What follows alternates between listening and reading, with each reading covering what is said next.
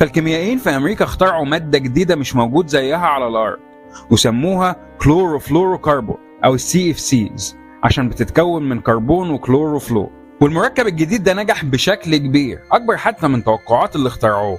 فما اكتفوش إنه حطوه في الثلاجات، ودخل كمان في صناعات تانية كتير زي التكييفات وكريم الحلاقة وسبراي الشعر وطفايات الحريق والمنظفات.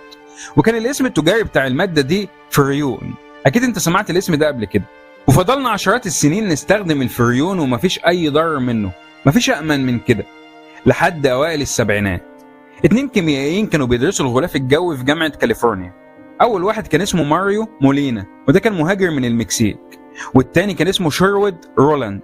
والاتنين سألوا هو جزيئات الفريون لما بتطلع من التكييفات والثلاجات بتروح على فين؟ مولينا ورولاند اكتشفوا ان جزيئات الفريون مش بتختفي، دي بتطلع تتجمع في نهاية الغلاف الجوي فوق. تريليونات الجزيئات من